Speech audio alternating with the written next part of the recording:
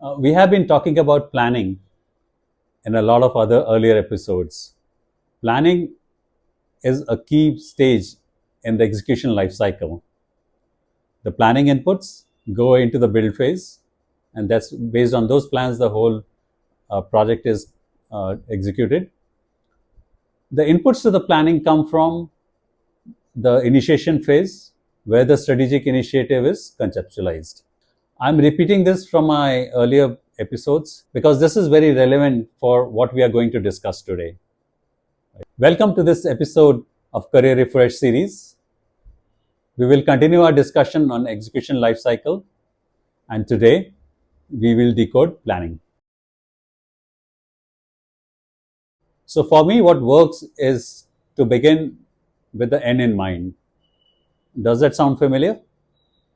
It is one of the habits of Stephen Covey's 7 Habits of Highly Effective People, and it works well for me. So let's go step by step and decode this a little bit more. So step 1, define your objectives and key success criteria. When you know this, you can detail out your key performance indicators, and you can measure what you really want to achieve. So once you have detailed this out, the step 2 is verify. Verify with your key stakeholders, the key success criteria, the metrics, and if required, get a sign off. In fact, I would ask you to get a sign off. Trust me, if you do this right now, you will save yourself a lot of trouble later on. Step 3, detailing the scope. After you have done your objectives and your verification, this is the first step that you need to do. Because here you are planning out you're detailing out your activities in a very granular fashion. So at this stage, you need to detail out all the planning activities in a step-by-step manner. And this is also called the work breakdown structure. So you listen to this expression quite a few times, but this is breaking out the work into smaller steps and smaller steps, in as much granularity as possible. You also allocate your resources to each activities at this point of time. But we talk about resource allocation in the next step. Step 4, define the resources. Now that you have the activities, you have the resources.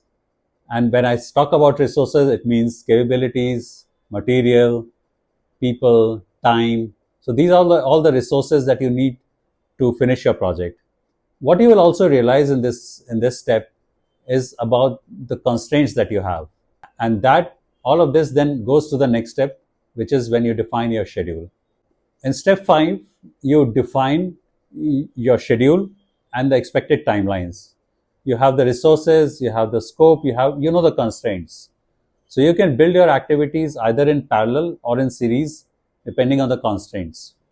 Now, the plan that you will make at this point of time, the schedule that you will build at this point of time may not be perfect, and we will have to come back and revise it once the subsequent steps are done. That brings us to the next step. Step 6, assess risk. So in this step, you assess the risks that you face or expect for the project. So in this stage, you assess the risk and loop it back to the previous steps. Step 7, define AI and data strategy. Now this step, I would not have talked about it too much if it was 1 year back. But in last 1 year, AI has become important. And it is important for projects to build in the efficiencies of AI in their project processes. And this can be only done if you have an early strategy on how to handle AI and the data. Step 8, define budgets. Now all the work that you have done in previous 7 steps, they feed into the cost budget. Now this budget document is also called the cost baseline, is your main document that will define the costs that are going to be incurred in your whole project. So rest assured, this document is going to be scrutinized, is going to be reviewed, it is going to be amended right across the project. So you need to get this right in this step. So step 8, cost budget, is an important part of the whole process. The step 9 is defining governance, project processes, and communication. Helps define the project processes. It tells how the project is going to be governed or administered. It defines who's going to talk to whom, what kind of approvals processes are there in place, who has a different limits of authority, who can approve what. It also defines the way of working on how people will work with each other in the whole project. So this is an important step of again for the efficient running of the whole project during that whole life cycle. Depending on your specific projects, there could be other areas that need to be developed as well as part of the plan. One example would be if there are a huge number of third-party vendors that are going to be provide input to your project, then you need to have a partner management plan, for example. So whatever you have defined now from step 1 to step 9 is your comprehensive project plan. But the work is not over yet. Step 11, approval from key stakeholders. This is where you take an approval, take a sign off, and communicate the plan to the rest of the team or the larger organization. That's where your work is done, and now you can confidently move into the build phase and manage the plan.